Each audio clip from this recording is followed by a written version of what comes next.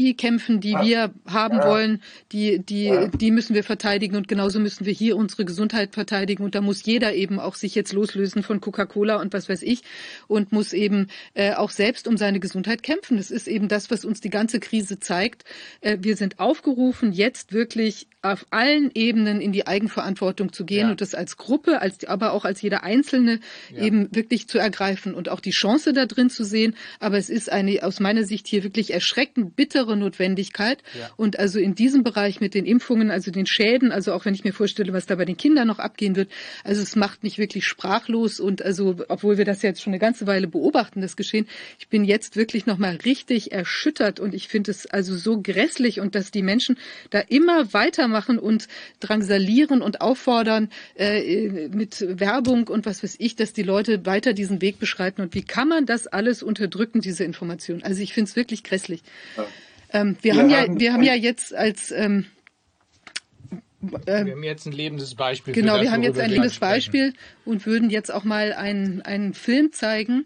Wir haben ja, ich war ja in Dänemark, wir haben dort eine besonders schwer betroffene Patientin abgeholt und nach Berlin gebracht, weil sie eben in Dänemark, also das ist auch erschreckend, überhaupt gar keinen Arzt gefunden hat, der da irgendwie sich intensiver oder überhaupt mit auseinandersetzen wollte, wurde auch nur pathologisiert und so weiter. Und wir sind aufmerksam geworden auf die ganze Thematik. Sie ist von einer Pfizer-Charge da betroffen. Das ist FE 2090. Also wer da auch betroffen sein sollte, ich habe das heute Morgen auch über meinen Kanal da gepostet, der möge sich bitte bei uns melden. Wir haben 2 weitere Personen in Dänemark und eine Person in Deutschland, die auch diese Charge bekommen haben und auch Nebenwirkungen hatten oder haben.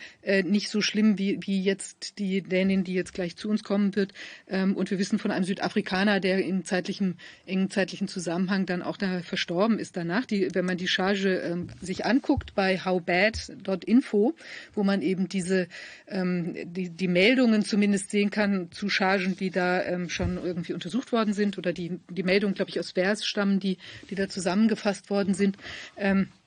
Dann sieht man, dass das eine besonders toxische Charge offenbar ist. Oder jedenfalls waren da, ich glaube, 13 Todesfälle und ich meine ca. 150 schwere oder waren das 114? Ich glaube also bleibende Behinderungen und eben auch eine ganze Reihe, 350 oder so circa insgesamt gemeldete Nebenwirkungen. Und das ist schon sehr, sehr viel. Wir müssen ja auch von dieser unglaublich großen Dunkelziffer ausgehen. Das wird ein Vielfaches sein, was da tatsächlich ist. Aber diese Charge ist verspritzt worden, ich glaube, von Mitte Juni 2021 bis jetzt Anfang 2022. Also auch wenn da Ärzte zum Beispiel noch zufälligerweise davon eine vielleicht auch ungeöffnete Ampulle noch bei sich haben sollten, nehmen sie dankbar entgegen, um sie eben untersuchen zu können. Und auch Patienten oder Betroffene, die diese Charge bekommen haben, sollten sich melden. Oder wenn ihnen diese vielleicht sogar noch irgendwo angedient werden sollte von Leuten, die trotzdem sich noch weiter impfen lassen wollen oder so. Vorsicht, davon sollte man auf jeden Fall die Finger lassen. Wir haben jetzt einen Film, erstmal, der die Situation von der Patientin zeigt.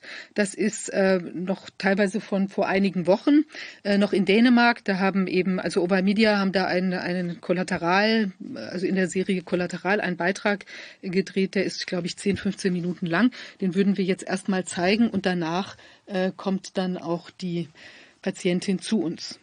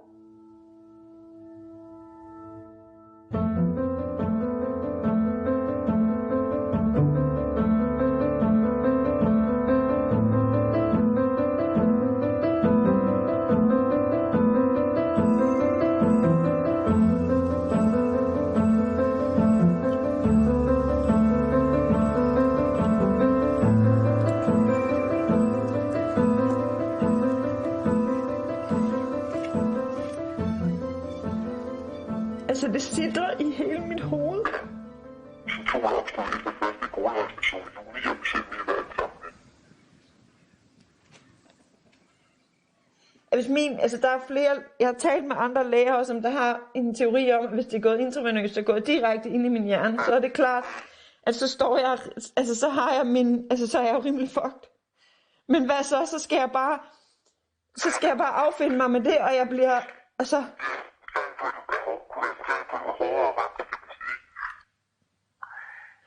Men jeg kan ikke at gå 8 måneder uden at sove og vente på en eller anden...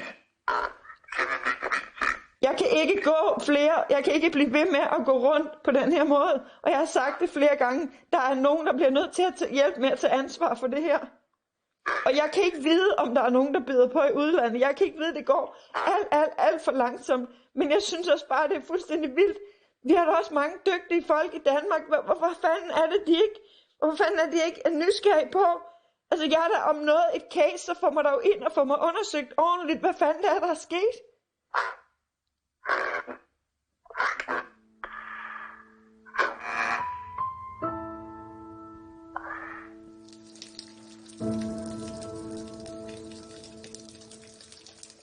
Yeah, I had the first Pfizer vaccination on the 26th of June last year, and I felt it in my arm, like it was running some kind of gel or some kind of fluid, and I was told that it was normal, that I could feel it running, and I went home, and it was about 3 or 4 hours. It started to like this buzzing, summing feeling in my left side of my head. I was just confused, but like I've never tried taking anything or that it was summing or buzzing in my head. And the same night when I went to bed, I could go into my own, I could go into sleep, but I could not. I went there. I was sleeping for some hours, but then I couldn't stay in sleep, and I woke up and I felt really awake. I couldn't go back to sleep, and normally I was a normal healthy young woman with the normal sleep pattern. I could even sleep a lot if I should.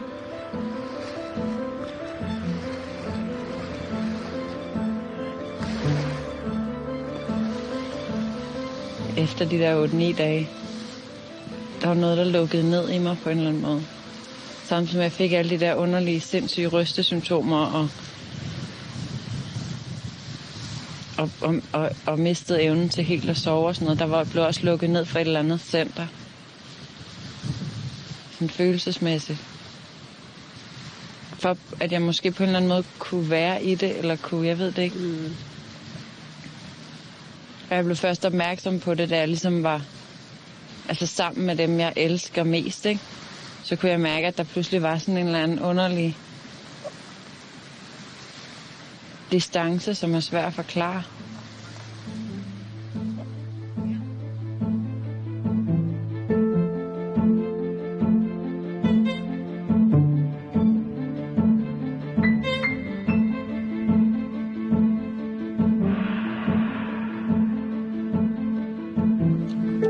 Jeg føler mig lidt ligesom geden i alt det her. Den går også bare helt alene her, fordi den anden, den døde. Sådan bare traver rundt og venter på et eller andet, som ikke kommer. Sådan allerede fra da jeg var lille. Jeg havde sådan en særlig connection med dyrene.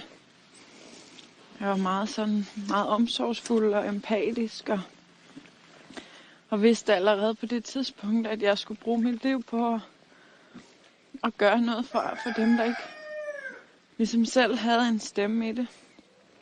Og selv kunne. Hej Basser. Hej Gris. Hej Gris. Hej Gris. Hvad så?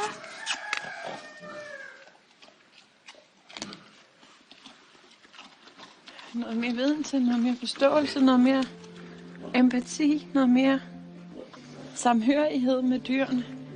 I stedet for, at det bare var sådan, altså bruge dem for egen vindings skyld. Ja. Fordi min hjerne fungerer slet ikke som den. Altså jeg kan ikke rigtig, jeg kan godt gå rundt og snakke og tænke, men jeg kan ikke tænke helt, jeg kan ikke koordinere, jeg kan ikke. Altså det der med, når man hele tiden kan mærke sin hjerne, bare sådan, det du skal ikke kunne mærke sin hjerne. Som om der elektrisk er noget, der hele tiden går ind og påvirker, og hele tiden går ind og roder med det hele. Jeg var fuldstændig koordineret. Politiske ting, jeg havde styr på. Mit viden til at styr på alle mulige ting. Der var bare så mange. Så var der noget, jeg ikke havde. Altså, så var der noget, jeg arbejdede med, og der var nogle ting, jeg skulle arbejde med mig selv, og med det hele. Og det var ikke fordi, at noget, altså. Men jeg var bare meget organiseret og struktureret, og var virkelig målrettet. Og når jeg besluttede mig for noget, så, altså.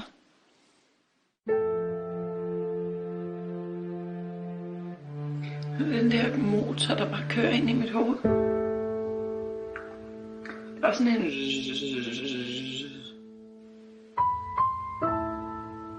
Så bliver der lagt de der forskellige lag ovenpå.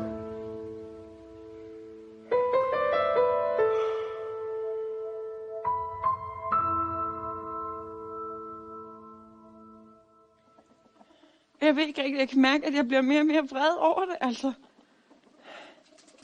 Eller jeg er vred over det, jeg er rasende over det, men.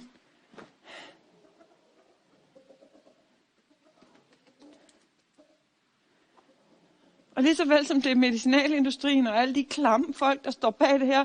Jeg ved ikke, hvem der ved hvad af politikere og forskere og det ene og det andet. Men de er fandme lige så skyldige, dem der ved, der ikke gør en skid. Men jeg synes også, det er rigtig trist, at dem der ved noget, og dem der gør noget, så går sammen et eller andet sted. Blokerer indgangene, gør et eller andet, hvis I alle sammen, hvis de lærer og forskere, alle dem, der ved, at det her foregår, og gerne vil hjælpe mennesker, der er blevet ramt af det der sindssyge eksperiment, så gå sammen et sted. Der må være et eller andet sted med nogle faciliteter, man kan skrabe sammen. Der må være et eller andet, og så kan vi sige, jamen vi er bange, jamen hvis I er sammen. I bliver sgu ikke lagt ned alle sammen.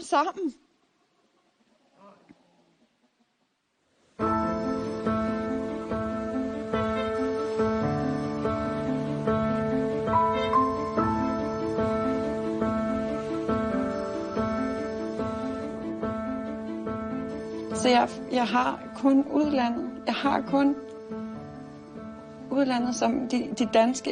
Vi har været i kontakt med de danske altså naturlæger og klinikker og uden for det offentlige, altså private klinikker. Jeg har prøvet alt. Jeg har været i kontakt med alle.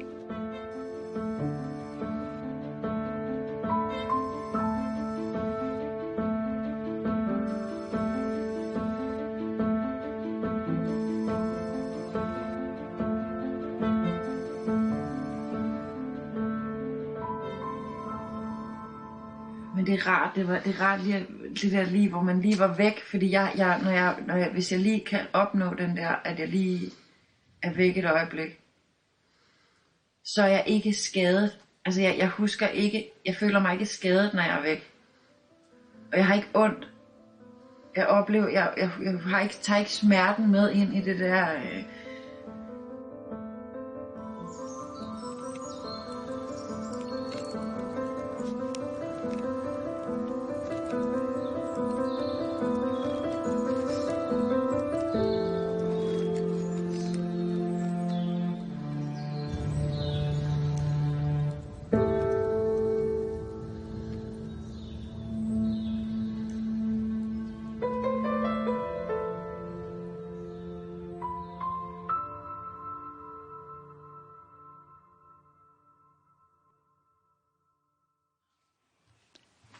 Yeah.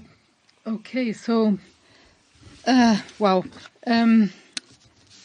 This was quite intense. Now I'm really happy to see you here, Sidse, today, and with you is Ea, your nurse. And I was personally in Denmark, and we picked you up basically to come to Berlin because we wanted to give it a try here. And I think it's really, I mean, I knew what your situation was, but it was really quite moving for me to see you in this kind of state in that film. And I think it's really, well, I mean, I'm glad you're here, and I'm glad that you seem to be somewhat better. I would like you to describe the situation, maybe, I mean, we saw in the film like what your symptoms were, but how has your situation now maybe changed, or like what's your status right now?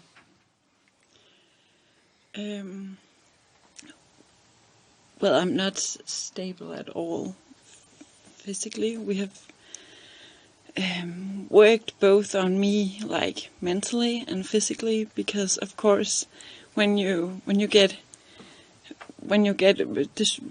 body is destroyed, your brain is destroyed, like it affects you mentally as well. So we have worked with the doctor team on how to find the courage, how to carry on, and keep calm and not being afraid, because of course I'm afraid. Of course, it's a crazy thing that happened. So managing the fear and the stress and all that it's quite important, of course, to stabilize the physical symptoms. But according to the doctors, my physical state is still very problematic. It's not stable, and we're working on it. But like it's also I'm quite still an experiment, because we don't know how to do it exactly, but we are trying, like day after day, taking one day at a time. And sometimes something's working, or we can see a good effect, or sometimes there is not an effect, or something happens and we have to do it again, or a different way. Or so physically I can't feel the change physically yet, but knowing that I'm in good hands, and knowing that we are going forward, and something happens, of course, that is a big step compared to in Denmark, where I was just left alone. Yeah. You know, I saw you like when we picked you up, and I think, I mean, I can see that there's a big difference, because I think you were in Denmark. You were so, locked in this kind of situation, and it's been going on for such a long time, for 8 to 9 months. I mean, that's a very long time to be not able to sleep, to have constant these things, because you developed basically, as we heard, like a electro hypersensitivity. And so you have this, what is a terrible problem. I mean, there's people without vaccination who have experienced this kind of problem, and it's killing them, because you have all these sounds and all this interference with your body. So it's a really very bad state. But I think I see that you're much more present, I mean, I'm sure that you still have a very uncomfortable situation within yourself, but I see that you've come back to life somehow, like you're much more there. And I think you were really like in a absolutely desperate situation there in Denmark, so that's very, I'm really happy to see that, although, I mean, of course it's a long way. And I mean, this has been just going on for you're here now for 10 days? 10 days, yes. So I think that's already an enormous step forward in the right direction. I'm sure there's, some additional good stuff going to happen. I mean, obviously it's not, we don't know anything about the long-term constellation, and what we just also heard, a lot of things that are maybe not so positive for a future once you're vaccinated. But I'm sure there's also going to be a lot of, scientific efforts, at least from our side, in order to help people. So I'm really glad that's the case. You have not been yet in a there's rooms without any waves. I mean, what you call this in English, like a magnetic, like this, where you're completely like a Faraday. No, it's Faraday not. Cage. Yeah, Like sort of that you are completely locked, all the external waves and electromagnetic things going on, that they're completely excluded. You are excluded from them, because that would give hints also to what's really causing these problems. And I hope that's going to happen soon. So what do you think, do you feel that the same way, or is it just my impression, or like Ia's impression maybe also, that you are much more present? Is that what you think? Well,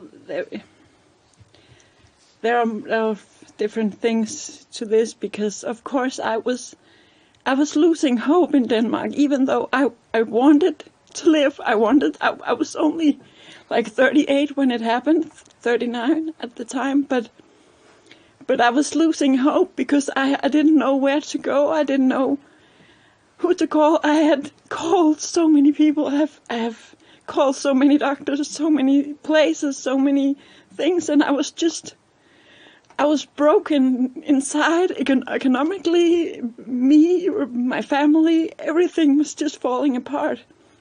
So when I started to, when I went out with my story, like I was already out with my story in July for my own network, but at the time I was trying to get better before I went public, because I was trying to manage some power or something, but I was just losing hope until I was out public and people came and wanted to help me, and I found some courage to carry on, because of course I wanted to live, and of course I was like, I knew that I had to do, somehow I knew I had to do this, because both for me and myself, but also for other people. Like, I could see that people didn't go out with their story in Denmark. People were very careful. We didn't have a debate about these damages and what happened, and I just thought I had to do something, and I had to fight, and I had. So when I heard about the possibility of getting in contact with you, I just thought that this could be my possibility, both for saving my own life, but also,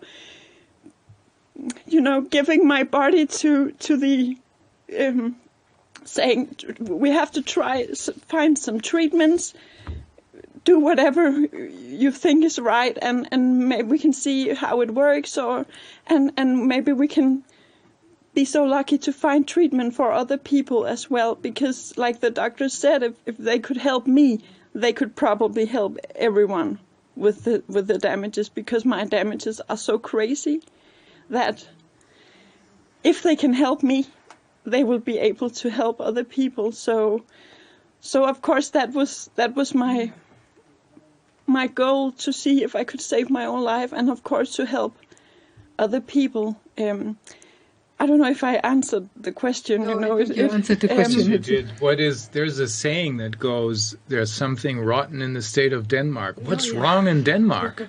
I mean, why aren't any doctors there to help? Are they all in fear or stupid? In denial, maybe. They don't want to see it. Probably in denial, yeah. What do you think? Yeah, probably in denial, and I think Big Pharma has a big saying in Denmark, so many of the doctors are paid. I think they're paid. It seems like they're paid. So they're paid off? Yeah, I think so. By the industry? I think so. That is terrible. Yeah. And they're afraid. Sidse's own doctor went on vacation for 5 weeks just before we left. Is he trying to run away? Maybe, or he's maybe sent on vacation. We don't know. Either way, coward. Yeah. Well, I've talked to a lot of doctors during these 9.5 months, and my impression is that there are some,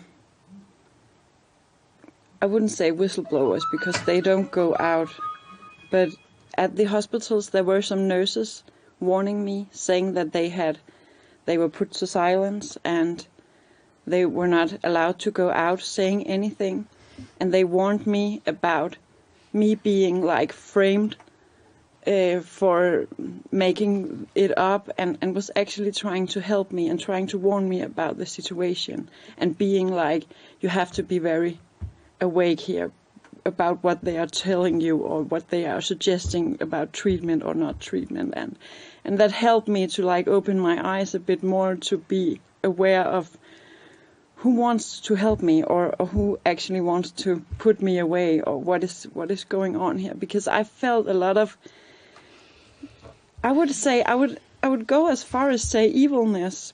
Absolutely. Among these doctors, because I could felt like the tension at the hospital, like they didn't want to help me. Mm-hmm. They were not curious about this. They would like to not talk about this, and were very much, oh, we can't find anything. Are you sure you aren't making this up? You are very well. Your blood is fine. This is fine. This is fine. And I was like, something is not right, because and as time went on, they were talking about different symptoms, like neurological symptoms and different kind of things. But in Denmark, the people working with these neurological things, they didn't want to see me.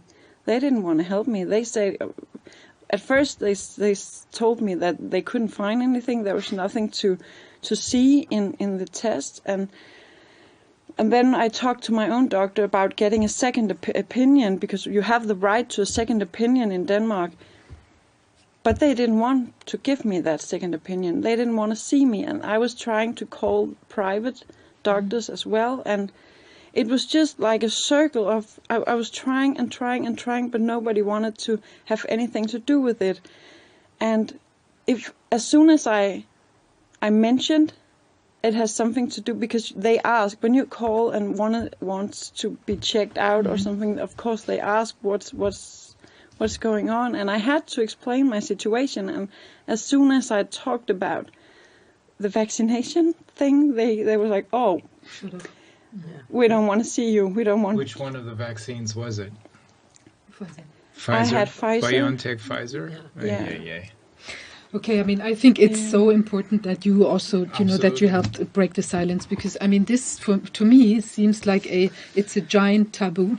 It almost feels as if you had like a situation, say, like in a abusive constellation, say in a whatever, like an orphanage, like where someone comes out and breaks the silence and say, oh, it was this teacher or whatever, and he's been fumbling all the children or whatever, and someone comes out and then everyone goes, they all know. But, and then they go after, no, this is not true. This child is crazy or whatever. And then after a while, it pops out more and more and more children. And then after a while, they're going to say, oh, we knew it from the beginning. It was that nasty guy or whatever. It's like a crazy thing. And I think we really have to break into like a sort of Me Too situation, where people come out, and where they say, okay, yeah, it was this Harvey Weinstein, and he did the same thing to me, and I'm a, like I took this in good faith, or whatever, and I wanted to be solidaric, or is that the word? Like I wanted to sort of play along, or I had to play along. I was kind of coerced or forced or whatever into doing this, but now we have this problematic situation, and it has to be put onto the table, so then people can actually also start investigating what's going on. We have to have these people, come forward and say, have these symptoms, and then we can really start like finding this also scientific solution to help. I mean, it's outrageous. I just can't get my head around this, that you let people run into the suffering and don't care for them. I mean, it's quite bad, because now you ask me about getting better, but actually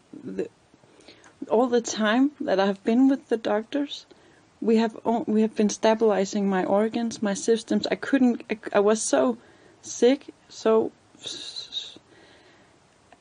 like. What are the symptoms you suffered from? Yeah, but just that, like the treatment. We have only started the treatment now because I was not stable. My organs couldn't take it, so that's why I haven't felt the treatment yet, because we have only started it. Mm-hmm. So that was, the answer to. And I mean, you've been. It's like an enormous kind of symptomatic situation that you've had. So it was every organ in her body. Every organ in your body is affected? Affected, yes. Yeah. Every organ. And I have this, it's from my small toe to my upper here, it's like this electricity thing. It burns like in my entire body. And it could be the blood, with all these things in it flowing around, but it's more than that. They checked like my organs as well, and it's just something is totally wrong with my body and my skin, and of course I think that for me, you can get used to a lot of things. I had almost gotten used to, the burning skin and putting moisturizer cream all over to take some of the electricity. We found out that I was so electric that I could like touch things and making sparks. It was, it blows your mind because I don't know how to explain it, but it's just crazy. Well, I mean, it's an experiment that you've undergone without knowing. Yeah. They didn't tell you this, did they? No, they didn't tell me this. Why did you do it? Because did anybody apply any pressure to you?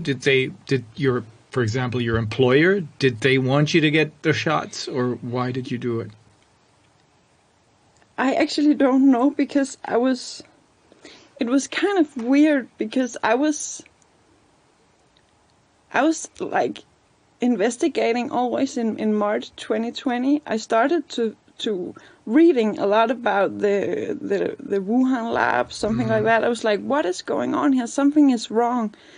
And I was reading and I couldn't really figure out what was going on. And I started seeing from now, I could see that where I was looking and reading, it disappeared. The browsers I was using, the places I was looking, the material went away, and I was just, okay, I guess there's nothing into it. And I had a lot of network, but it didn't pop up on my Facebook. I didn't see all the critical stuff, and I can't tell you what happened, but I wasn't one of the people saying, oh, that's a lie, and that's a lie, oh, you have...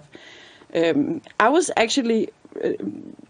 If someone had told me, I would have looked into it, and I would have, because I already knew a lot about the industry, medical industry. I already knew about the political systems, the WHO. Can't trust any of them. I knew a lot. So, and I was talking to a friend the spring of 21 about not doing this, but something happened, and I'm not sure what happened. But your family, did they want you to get vaccinated, or what's the... Yeah, I guess there was... It's different for me, because I don't want to put a finger on a special person or say, oh, he told me, or he pressured me, or she pressured me. I think it was so crazy manipulation going on that I can even say what happened. But of course, everyone was making each other scared, because I was taking care of, I had a big network. I was taking care of some ill family. I was taking care of an ill best friend having cancer. I was the chairman in different situation. I was the head of where I lived in my apartment, where there were elderly people. Like everywhere I went, it was like, oh, you have to protect the weakness, the weaker people, the elderly, your family, your friends.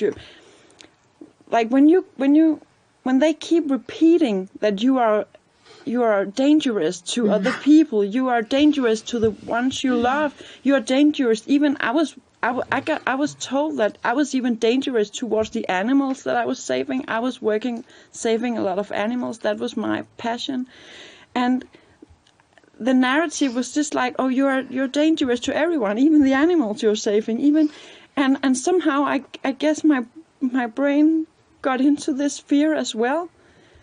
It's a dynamic also.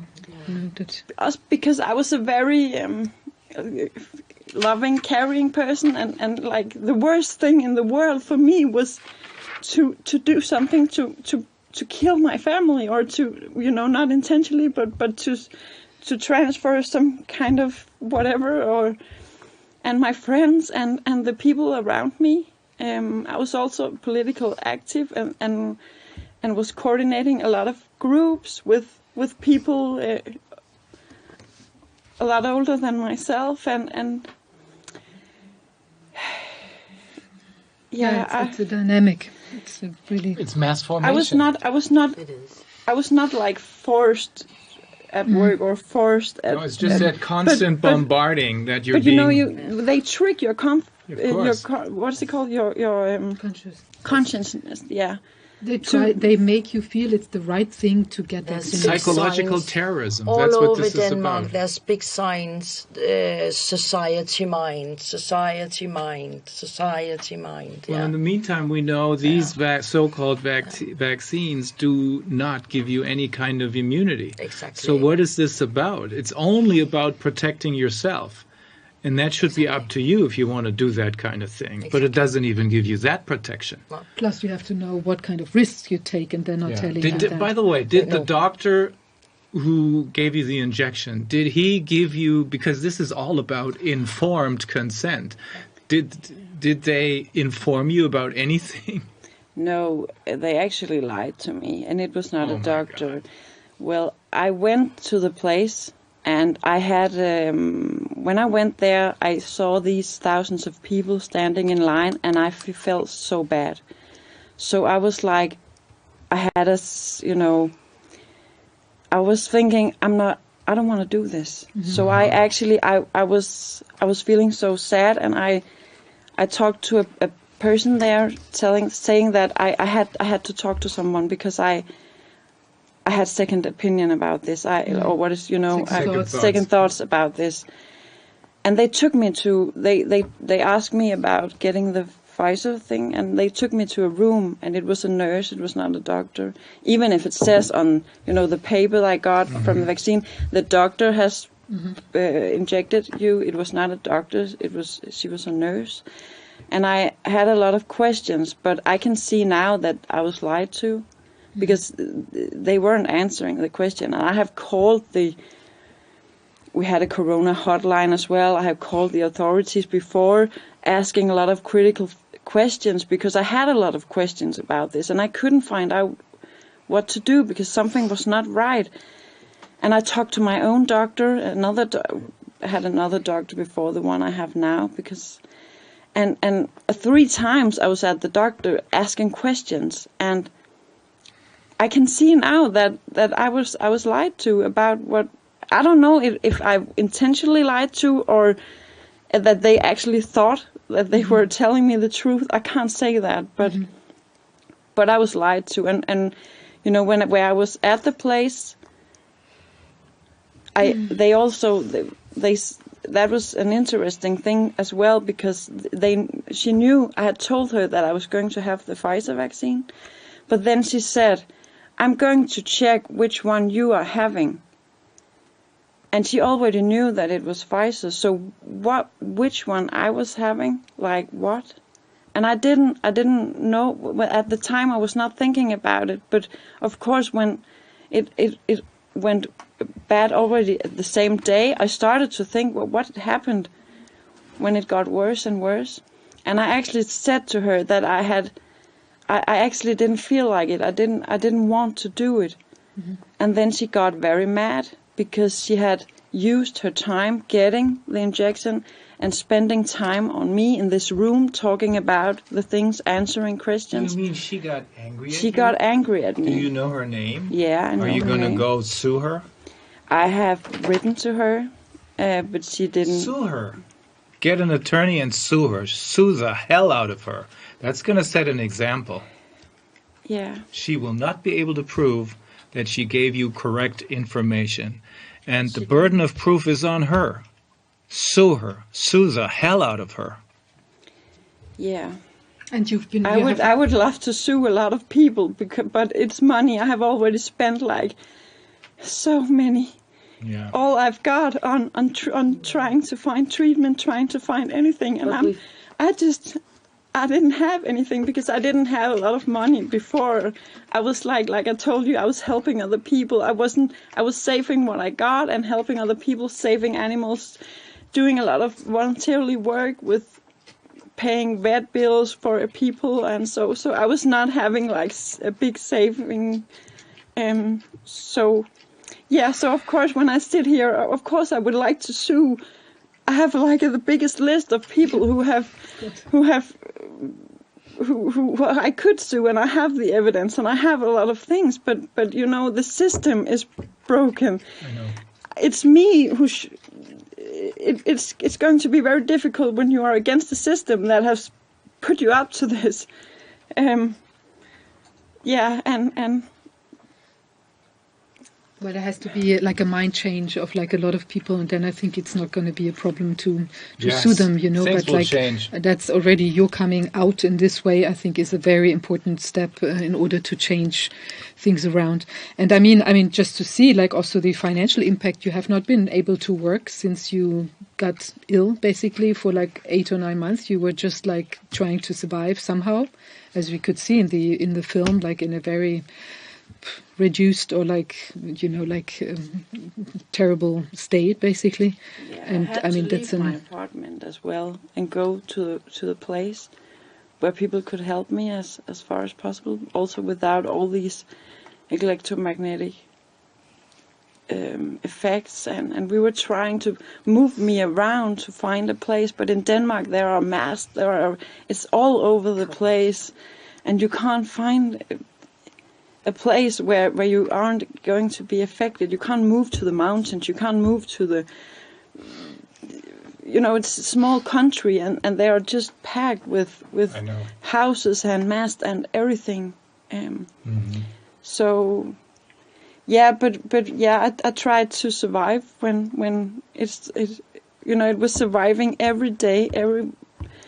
I didn't live like one day after it happened, because it happened already at the day, the day I got the injection. It started to buzz, like this summing feeling in my head, and I could feel that something in my left side, it placed, and I can still feel it. And I have talked to the doctors about it. They have examined me as well, and they are sure that there is something in my left side of my brain that has maybe collected itself. That is what they think. And it's making a lot of trouble, in the head, and it burns down here so I both have it in my bloodstream, but also quite probably something placed in my brain, which is making all these noises and making these programming sounds. And I know it sounds crazy, but No, it doesn't. but when you when you are not sleeping, you know that something is totally wrong, because I know about biologically things about what people are needing, I knew that if you weren't sleeping for like 3 or 4 days, you would collapse. I didn't collapse. I could go on and on and on, and I wasn't tired. I knew the world record was 11 days.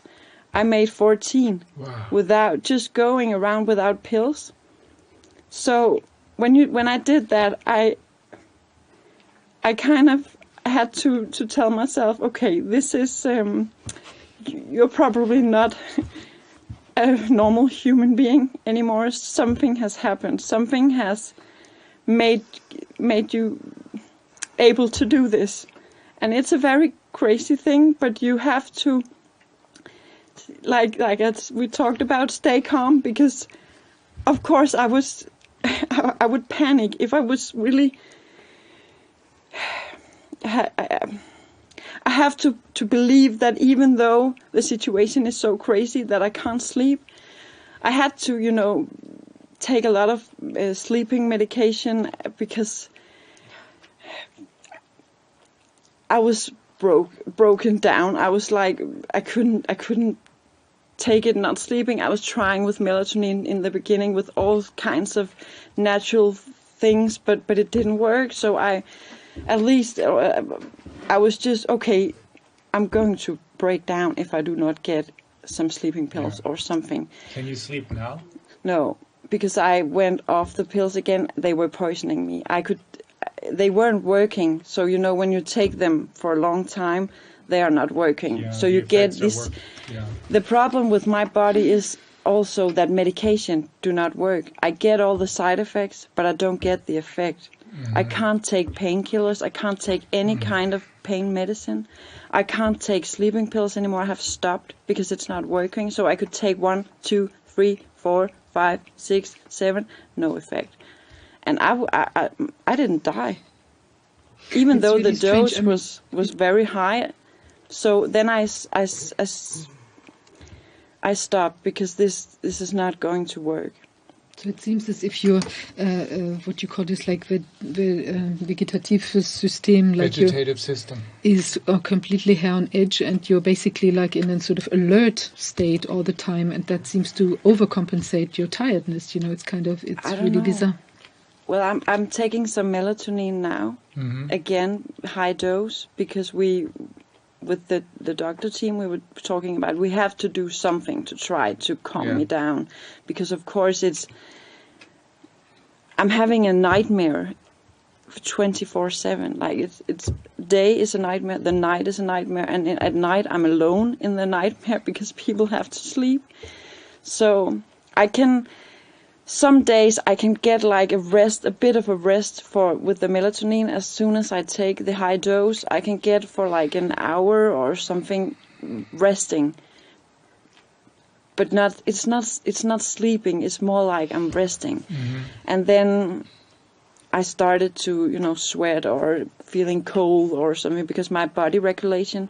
It's also very interesting because when it started, this thing, my sleep went away, my body temperature regulation went away, my feeling, full or, eating thing went away, my emotional thing went away, and it's all in the same place in the brain.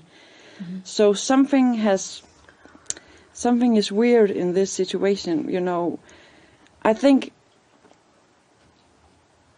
it makes sense that some of the functions in me are actually placed somewhere in the brain where it connects to each other. So when it breaks down, a lot of things at the same time. breaks. Yeah, so it makes sense, but of course it's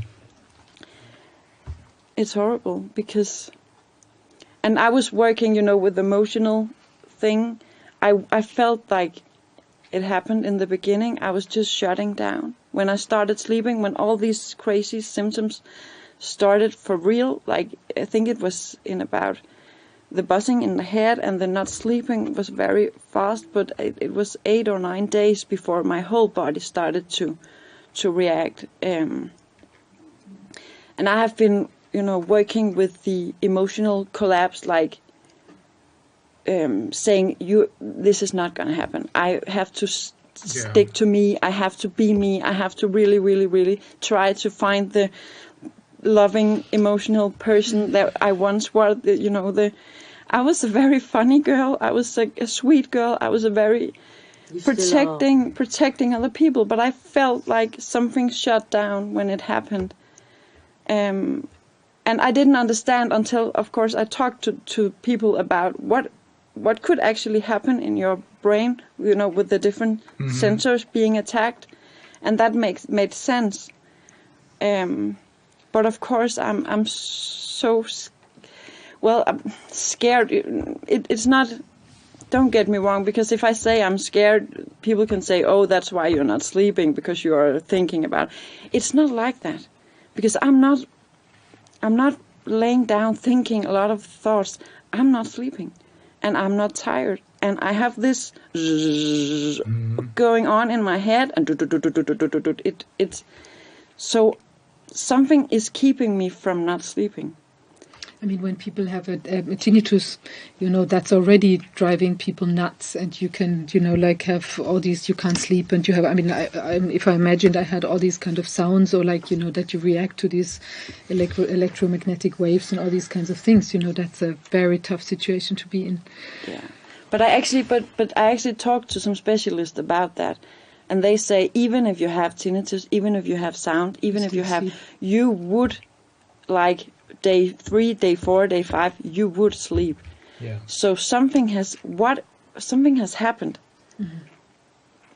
so I'm not able to sleep. I can poison myself, or I can take a high dose melatonin try. I can also, I can take the dose and it doesn't work. So it's. You can take 8 doses. I can take it. It's very different from day to day to day, and the most nights I don't sleep. You don't. If you do sleep, how much sleep do you get? It's like in half an hour or an hour or something like that, and it doesn't feel like sleep. That's weird. It feels like I'm closing down. Mm-hmm. But I also know from people that they can ask me questions, and I'm still there. But I'm trying to get some rest, trying to lock down, because it's to be in this torture thing like 24 hours a day. I can't do it, and that is why I need some help with these symptoms. I need some help with this because I can't live like this. I can't do it.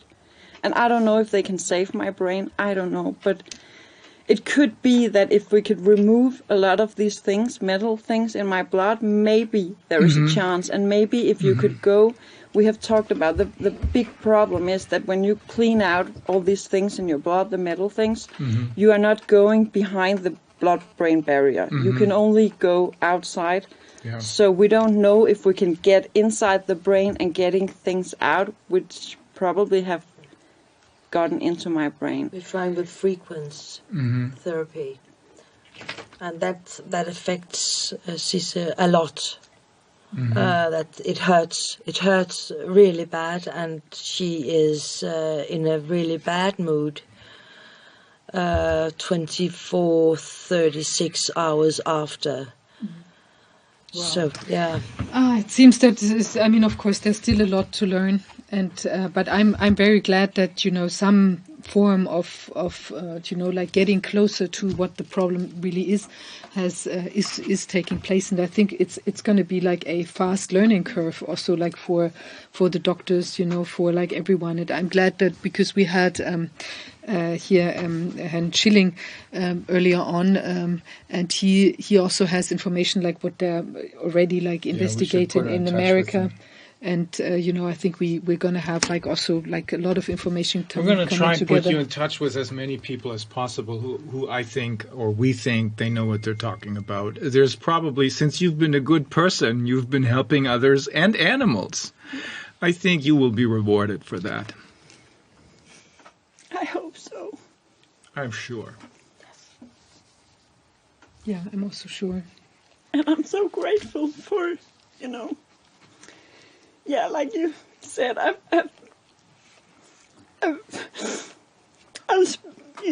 I knew from a very young, I saved my first animal. I think I was 4 years old. My father had picked up an eel, and I looked at this, slimy fish thing, and I was like, oh, he or she has the same right to live like everyone else. And I was argumenting to my father about releasing the eel, and I was like a good communicator already when I was a small girl. So he was like, okay, you have a point here. So we released it, and I kind of knew when he went away that I was supposed to use my life to help other people, helping animals, helping everyone who didn't have a voice. And I would like to give them that voice. And that was why I educated myself in communication, in politics, in different kind of things to be able to help other people. And I was, being in politics, I was not a politician. I didn't want to go into politics, but I would like to give advice about how to help and giving all my knowledge. I had a lot of knowledge, and of course it also breaks my heart that I can't remember things, I can't coordinate, but I also had, the knowledge center I had made in 19 to making, helping animals, like in law. We were educating students in animal law in Denmark, and so I knew I had my life should be about helping other people, should be about doing something, making the world a better place for people without a voice. And I guess it hit me when this happened. I was like, I have to do something as well. I have to take, the courage I had about saving the world, helping, and say, okay, now this has happened. I have to find some way to deal with this and help other people as well. I can still help other people. I can still use the situation to be like, yeah, you're to doing this give right now. it forward, You're doing this right now. I So never ever met anyone as brave as Sidse. Never, ever. She's brave every day. So my point was also that I'm very grateful because I have given a lot to other people, also financially and helping. So experiencing that some of the help and love and things coming they say back it to all you, comes back, that's, and it will. And It all comes back. I'm just so grateful for that. I think in the end you'll be okay. I just hope it's going to go a lot quicker than it did up until now. Yeah. I think this was a gigantic stone that you threw into the morphological, morphogenetic field, and I think it's going to make waves, and I think it's very, very important. And I'm so great that you came today and shared your stories and your story and your feelings, your situation with us. I think it's going to encourage a lot of people. Yes. And we're going to continue, and we do everything that we can to help you get better. It's a big step forward. And I for hope all people of us. will come forward with their story, because Absolutely. we have They to will. stick together. Like I said in the movie, doctors had to stay together. Scientists have to stay together. Lawyers have to stay together to make it the biggest team that we can be to fight back. And we need all the people who have been hurt by this to stick together, so we can be the biggest team that we can be. We will. We will. Yeah. We're already working on this. We will. Yeah. We're going to get these bastards. Yeah. Or what's left of them. Because I still believe some higher power will step in, and soon. Well, thanks, Sidse, so much for having come Thank you. today. Thank you. Well, now we have one last guest.